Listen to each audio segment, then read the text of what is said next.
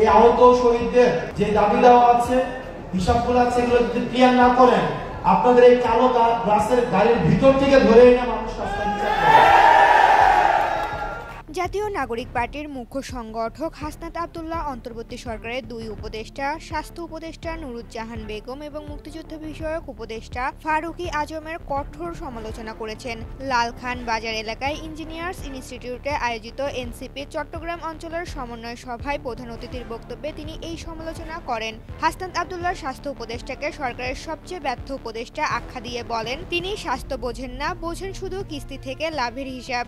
তার দাবি, স্বাস্থ্য উপদেষ্টার ব্যর্থতার কারণে খুলনার একজন ব্যক্তির যথাসময়ে চিকিৎসার অভাবে চোখ হারানোর মতো বড় ক্ষতি হয়েছে। সরকার ঘটনা অগাস্টের 8 আর আমি বান্দরবনের প্রোগ্রামে আসছিলাম অগাস্টের 20, 12 দিনের মাথায় আমি তখনই বলছিলাম এই স্বাস্থ্যমন্ত্রী হচ্ছে একটা, স্বাস্থ্য উপদেষ্টা হচ্ছে একটা অযোগ্য উপদেষ্টা। 12 দিনের মাথায় বলছিলাম না? এবং এই সরকারের যদি সবচেয়ে ফেল্ড কোনো প্রজেক্ট থাকে সেটা হচ্ছে স্বাস্থ্য উপদেষ্টার প্রজেক্ট। এবং আমরা আবারও বলেছিলাম এই স্বাস্থ্য উপদেষ্টা যত বেতন ভাতা নিয়েছে, এই বেতন ভাতা হচ্ছে সরকারের রাষ্ট্রীয় কোষাগারের সবচেয়ে বড় অপচয় হয়েছে। উনি না বুঝে স্বাস্থ্য, উনি শুধু বুঝে কোন জায়গা থেকে কি পরিমাণ কিস্তি আনলে কোন জায়গায় কি পরিমাণ লাভ হবে। উনি এটা বুঝে, একবার বলা হয়েছিল যে কোন একটা ট্রেনিং, কোন একটা মেডিসিন আনার জন্য উনি জিজ্ঞেস করছিলেন ব্যাচেলর কি পরিমাণ লাভ হবে। তো উনি হচ্ছেন এই ধরনের উপদেষ্টা। এই স্বাস্থ্য উপদেষ্টা এই যে ব্যর্থতার দায় আমাদেরকে জাতি হিসেবে অনেকদিন টানতে হবে। এবং আমার এক ভাই ছিল খুলনা, চোখ হারিয়েছে, ওর চোখ হারানোর পিছনে সবচেয়ে বড় অবদান হচ্ছে স্বাস্থ্য উপদেষ্টা।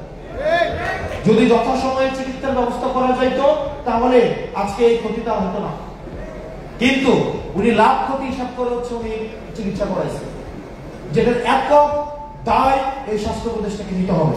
অন্যদিকে মুক্তিযুদ্ধ বিষয়ক উপদেষ্টা ফারুকী আজমকে হুঁশিয়ারি দিয়ে তিনি বলেন, আহত ও শহীদ পরিবারের ক্ষতিপূরণের টাকা দ্রুত পরিশোধ করা না হলে মানুষ রাজপথে নেমে এসে তার কালো গ্লাসের গাড়ির ভিতর থেকে ধরে এনে বিচার করবে। উপদেষ্টার প্রটোকল বজায় রাখার সমালোচনাও করেন তিনি। মুক্তিযুদ্ধ বিষয়ক উপদেষ্টা, এই যে ওনার নাম হচ্ছে ফারুকী আজম।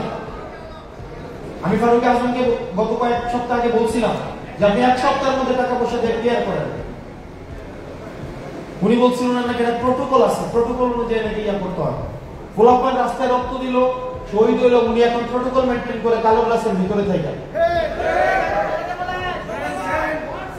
আপনারা যদি দ্রুততম সময়ের মধ্যে এই আহত শহীদদের পরিবারের যে দাবি দেওয়া আছে, যে ন্যায্য ইয়াগুলো আছে, হিসাবগুলো আছে, এগুলো যদি ক্লিয়ার না করেন আপনাদের এই কালো গ্লাসের গাড়ির ভিতর থেকে ধরে এনে মানুষ রাস্তায় বিচার করবে।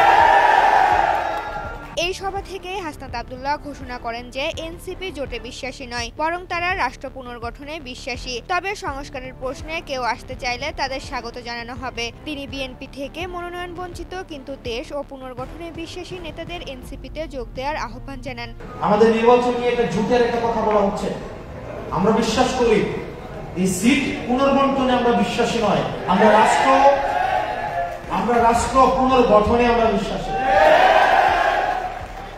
তিনি আরও উল্লেখ করেন যে এনসিপি কোনো সমঝোতায় বিশ্বাসী নয়। জনগণের শক্তিকে সঙ্গে নিয়ে তারা রাজপথেই তাদের সংসদ বানাবে। স্বচ্ছ লড়াই করে প্রয়োজনে হারতে রাজি, কিন্তু নির্বাচন ব্যবস্থাকে কলুষিত করবে না বলে দৃঢ় প্রত্যয় ব্যক্ত করেন হাসনাত আব্দুল্লাহ। ঋতুপর্ণা, জনকণ্ঠ।